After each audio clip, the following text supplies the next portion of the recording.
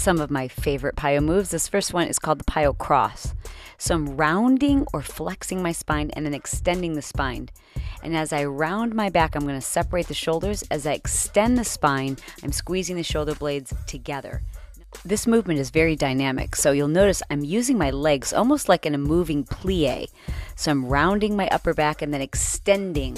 And what we're doing here is warming up your core and your legs at the same time. Now, this next position is called the PiYo flip. You want to start in a push-up position, lift one leg, and then take that foot and position it quite far over your body. So you kind of flip your leg over. You pull it as close or as far up towards your hips as possible. Then once you're in side plank, you lift that arm, extend it out to the side, and then slowly push your hips all the way up to the sky. So if I was to label this in steps, it would be first to start in push-up position, and then lift one leg, flip the leg over, you're landing on the ball of your foot, hold side plank for a moment, and then step 4 is to push your hips toward the sky, balancing weight in equal distribution of your 2 hands and your 1 foot. Now let's take a look at the PiYo flip from the front angle. So first you can see I lift my foot up, and then when I take that foot over, the further you have it over and the higher or closer to your head that you place your foot, the easier the PiYo flip is. So here I'm going to show you how I'm demonstrating it with kind of a narrow base. And I don't know if you can tell, but I'm really off balance and I'm about to fall in the pool. But if you take your feet really wide, if you think about when you do that flip, and here it is modified, if you take the foot as far over as you can reach, you've got a wider base, which gives you a better center of gravity and makes it really easy to push your hips up toward the sky. Now, in the modified position, this is better for someone who doesn't yet have the arm or wrist strength to support all of their weight while they're in that transition position.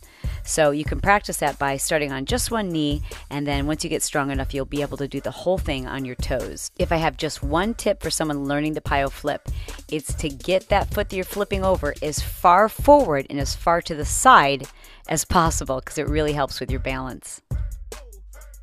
To call this exercise the runner's pose.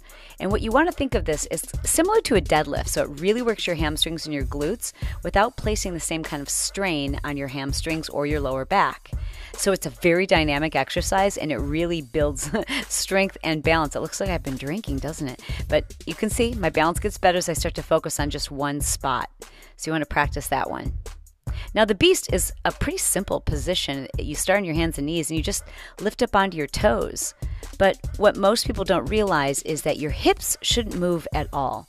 So as you notice, I start on my knees, and then as I press back into the balls of my feet, the level of my hips relatively stays the same. I'm really forcing myself to engage the core to hold that position and stabilize. This is one of my favorite moves in PiYo. It's called a kick through. And you first want to master beast before moving on to the kick through.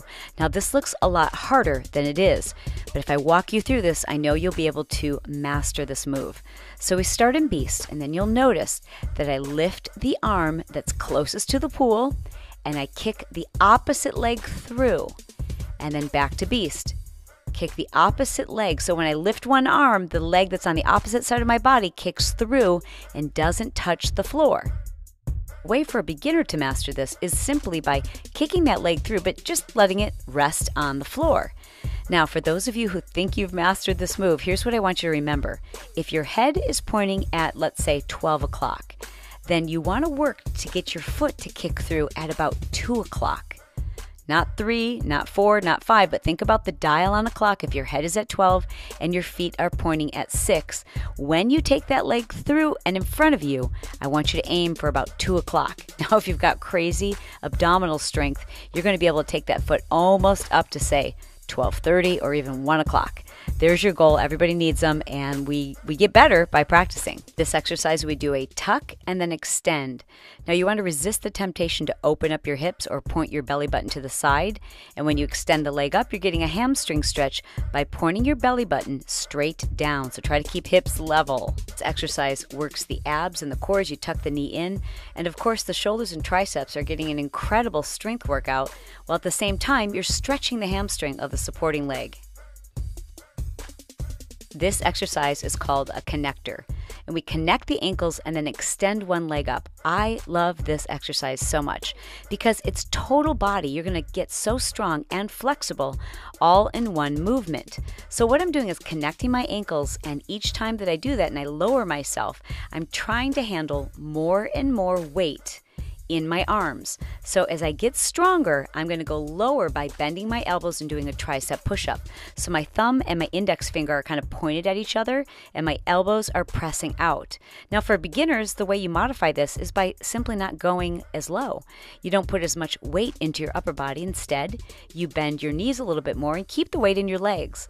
But as you gain upper body strength, you're going to feel how strong you are and how much more weight you can transfer forward onto your arms, onto your hands. And of course, as with all PiYo exercises, not only are you getting strong, but you're getting a cardiovascular workout and you're getting flexibility training. That hamstring is getting work overtime each time you extend the leg up.